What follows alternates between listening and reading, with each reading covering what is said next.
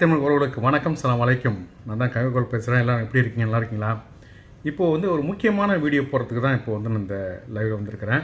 என்னென்னு பார்த்தீங்கன்னா, Kuwait government social மீடியாவில், ரீல்ஸில், ஒவ்வொரு ரோட்லேயும் அவங்களுடைய சோசியல் மீடியா எல்லாத்துலேயுமே விளம்பரப்படுத்திகிட்டு இருக்காங்க. என்னன்னு பார்த்தீங்கன்னா, அந்த 3 மாதம் டைம் கொடுத்தது வர்ற 17ஆம் தேதியோட அடுத்த மாதம் ஜூன் 17ஓட அந்த டெட்லைன் முடியுது. அதனால் கண்டிப்பாக அந்த விசா இல்லாதவங்க, கராம உள்ளவங்க, அப்புறம் வீட்டை விட்டு ஓடி வந்தவங்க எல்லாருக்கும் நல்ல ஒரு வாய்ப்பு கொடுத்துருக்காங்க குவைத் கவர்மெண்ட். எப்படி அதை பயன்படுத்திக்கணும் அப்படின்னாக்கா, இது உங்களுக்கு ஒரு மறு வாழ்வு மாரி தான். ஃபைன் கட்ட வேணாம். டைரெக்டாக உங்கள்கிட்ட பாஸ்போர்ட் இருக்கா, நேராக டிக்கெட் போடுங்க, நேராக ஃப்ளைட் பிடிச்சி நீங்கள் ஏர்போர்ட் போயிடலாம். ஒன்று.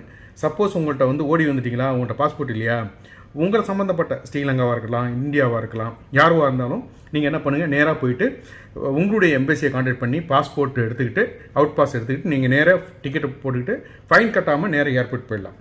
இந்த டெட்லைன் அடுத்த மாதம் 14ஆம் தேதி வரைக்கும் குவைத் கவர்மெண்ட்டு விழிப்புணர்வு பண்ணியிருக்காங்க. ஒவ்வொருத்தவங்களையும் போட சொல்லியிருக்காங்க, அவங்க மொழியிலையும் போட சொல்லியிருக்காங்க. ஸோ அதனால் தயவு செய்து கையெடுத்து கும்பிட்றேன். உங்களுக்கு ஒரு மறு வாழ்வு மாதிரி தான். உங்களுடைய பெற்றோர்கள் உங்களுக்காக நீங்கள் நிறைய சம்பாரித்து அவங்கள பணத்தை அனுப்பினாலும் கூட உங்களை முகத்தை பார்க்கணுமே அப்படின்னு சொல்லிட்டு ஏங்கியிருக்காங்க. இல்லை அடுத்த காணொலி போடுவாங்கலாம் இருக்கவே இருக்காங்க. தயவு செய்து. ஏன்னா இந்த காணொலியில் போனீங்க அப்படின்னாக்கா நீங்கள் திரும்பி வரலாம். ஆனால் 17ஆம் தேதிக்கு பிடிச்சிங்க, அதுக்கு பிறகு பிடிச்சி போட்டாங்க அப்படின்னாக்கா நீங்கள் திரும்பவும் வர முடியாது. உங்கள் பாஸ்போர்ட்டையும் சீல் வச்சு தான் அனுப்புவாங்க, ரெட் சீல் வச்சு தான் அனுப்புவாங்க. நீங்கள் குவைத் பக்கமே வரவே முடியாது. தயவு செய்து என்னுடைய அன்பான சகோதர சகோதரிகளே, கண்டிப்பாக ஜூன் மாதம் 17ஆம் தேதிக்குள்ளே குவைத்தில் விசா இல்லாதவங்க உடனடியாக நீங்கள் ஊருக்கு போயிட்டு உடனே உங்கள் கஃபீலாக இருக்கலாம், உங்கள் ஃப்ரெண்டாக இருக்கலாம், உங்கள் ரிலேட்டிவாக இருக்கலாம், யார் இருந்தாலும் சரி, வேறு விசா போட்டு நீங்கள் குவைத்து வந்துடலாம். தயவுசெய்து இந்த வாய்ப்பை பயன்படுத்திங்க. உங்களை கையெடுத்து கும்பிட்றேன். இது ஒன்று. ரெண்டாவது பார்த்தீங்கன்னாக்கா, குவைத்தில் வண்டி ஓட்டுற நம்ம அண்ணன் தம்பிகளுக்கு ஒரு முக்கியமான விஷயம் என்னென்னு பார்த்தீங்கன்னா, குவைத்தில் இப்போ டிரைவர் வேல்யூ பெனால்ட்டி புதுசாக அறிவிச்சிருக்காங்க. அது எப்படின்னு பார்த்தீங்கன்னாக்கா, என்னுடைய குவைத்துக்கு முதற்கொண்டு உங்களுக்கு ஃபோன் எல்லாருக்கும் ஒரு விழிப்புணர்வு வீடியோ போடுங்க அப்படின்னு சொன்னதால தான் இந்த வீடியோ நான் போடுறேன். கண்டிப்பாக ஒவ்வொரு டிரைவரும் பயன்படுத்தக்கூடிய வகையில் இந்த வீடியோ அமையும். என்னன்னு பார்த்தீங்கன்னா, அதாவது ட்ரக்ஸ் போட்டுக்கிட்டோ, இல்லை போதைப்பொருள் பயன்படுத்திக்கிட்டோ, இல்லை இங்கே லோக்கலில் கிடைக்கிற ஆல்கஹால் ஏதாவது குடிச்சிட்டோ நீங்கள் டிரைவ் பண்ணிங்க அப்படின்னாக்கா 3 வருஷம் ஜெயிலில் வச்சு உங்களுக்கு 1000 கேடிலேருந்து 3000 கேடி ஃபைன் போட்டு நீங்கள் கட்டிட்டு தான் ஊரை விட்டு போக முடியும். அந்த அளவுக்கு உங்களை கொடுமைப்படுத்த அனுப்புவாங்க.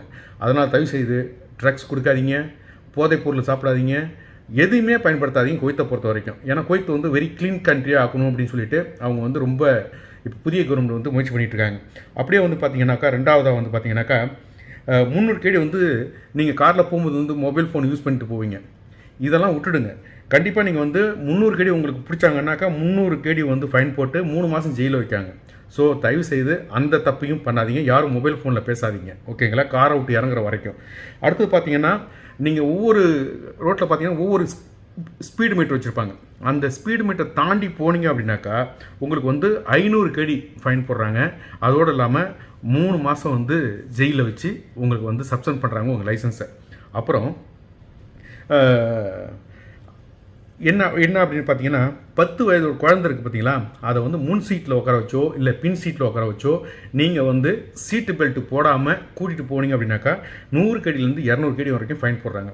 ஸோ தயவு செய்து 10 வயசு குழந்தை இருந்துச்சு அப்படின்னாக்கா, ஒன்று பின்னாடி உட்கார வச்சு சீட்டை போட்டுருங்க.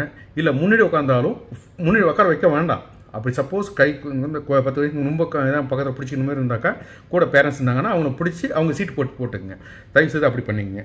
ஏன்னா அதுக்கு 500 கேடி பெனால்ட்டின்னு சொல்லியிருக்காங்க. அப்புறம் ரோட்டில் போயிட்டு இருக்கும்போது ஒரு ஆம்புலன்ஸோ ஒரு ட்ரக்கோ எமர்ஜென்சி வண்டி வரும்போது அவங்களுக்கு வழி விட்டுருங்க.